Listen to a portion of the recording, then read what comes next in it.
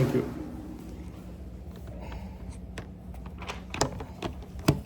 Okay. Thank you.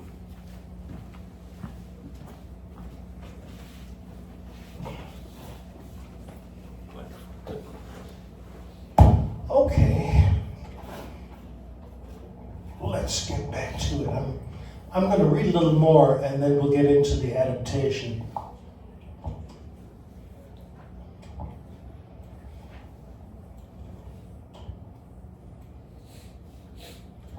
Okay.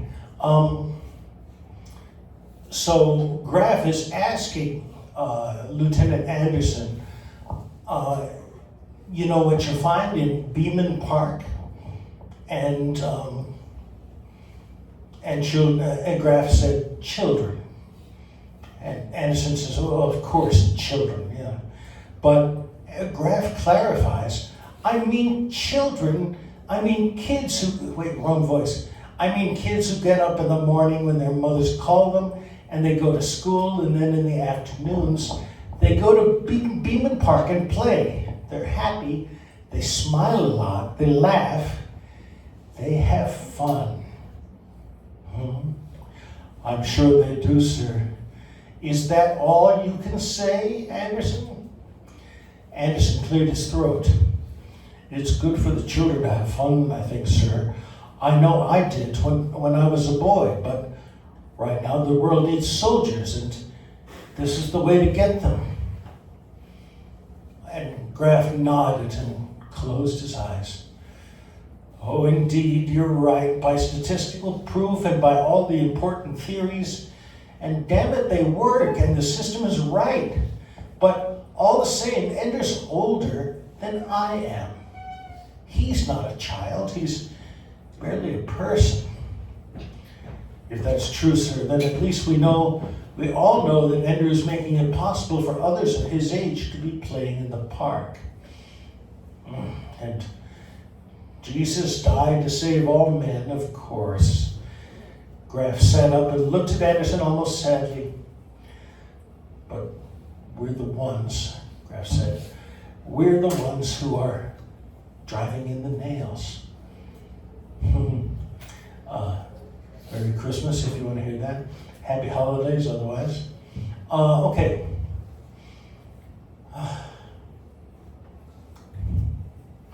Okay, I'm just going to read a little more because this is like setting down the foundations for the show that we're going to see. Ender Wiggins, in the novel he's called Ender Wiggin, and there are other small changes to the character names and stuff. Ender Wiggins lay on his bed staring at the ceiling. He never slept more than 5 hours a night, but the lights went out at 2200, which is 10 p.m. Right? Yeah, I think so, whatever. And didn't come on again until 0600, 6 o'clock in the morning. So he stared at the ceiling and thought.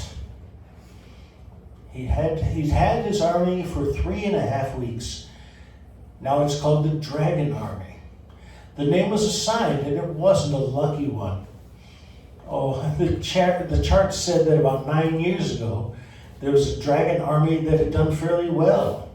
But for the last 6 years, the name had been attached to inferior armies. And finally, because there was a superstition beginning to play about the name, Dragon Army was retired until now. And now, Ender thought, smiling, Dragon Army was going to take them by surprise. The door opened quietly. Ender did not turn his head. Someone stepped softly into his room and then left with the sound of the door shutting.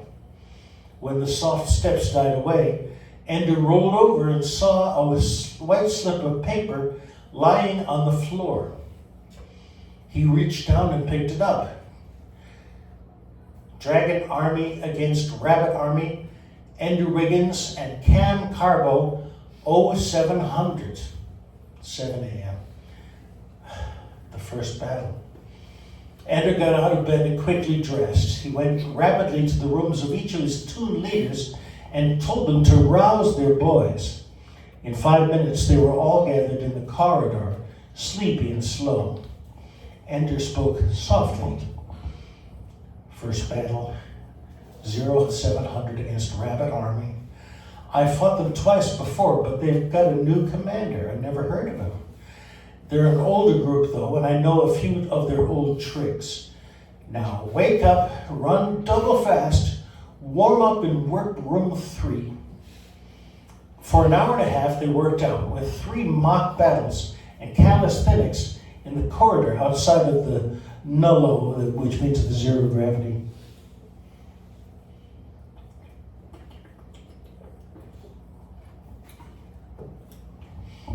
Okay. Then for 15 minutes, they all lay up in the air, totally relaxing in the weightlessness.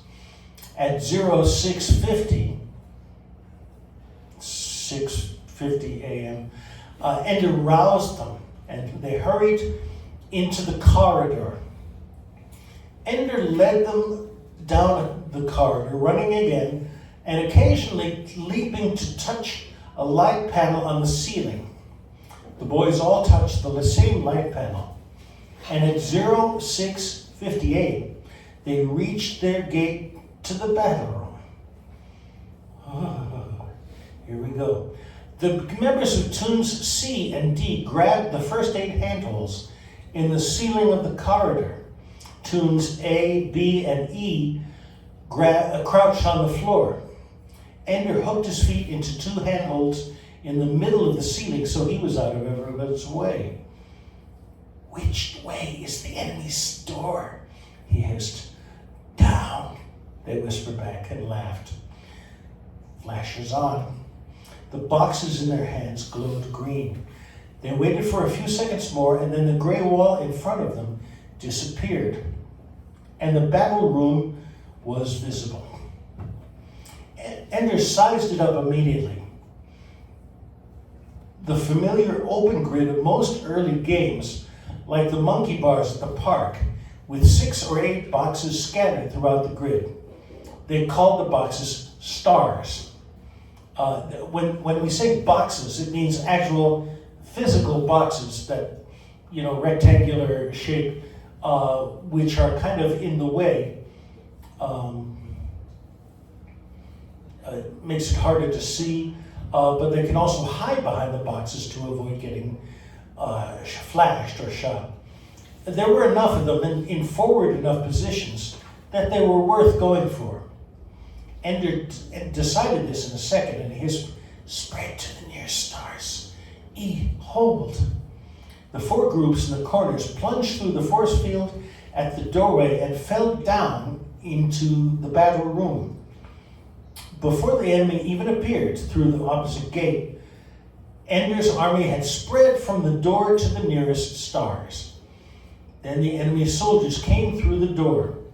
From their stance, Ender knew they had been in a different gravity, and they didn't know enough to disorient themselves from it. They came through standing up, their entire bodies spread and defenseless. Killing me! Ender hissed. That's not a good use of the word hissed. And then threw himself out the door, knees first, with his flasher between his legs and firing. When Ender's group flew across the room with the rest of Dragon Army,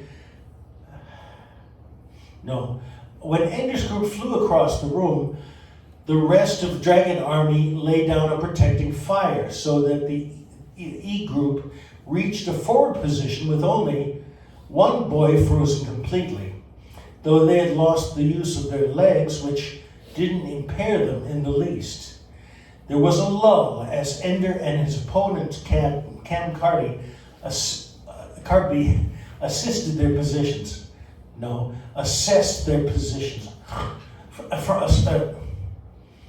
I am having trouble speaking today, sorry. Aside from Rabbit Army's losses at the gate, there have been few casualties, and both armies were nearly full strength. But Cam had no originality. He was in a four-corner spread that any 5-year-old in the teacher squads might have thought of, and Ender knew how to defeat it. He called out loudly, E covers A, C down, B, D, angle east wall. Well, I guess if we were in the army, we would understand just what that means, but these kids know. Under E tunes cover, B and D tunes lunged away from their stars. While they were still exposed, A and C tunes left their stars and drifted toward the near wall.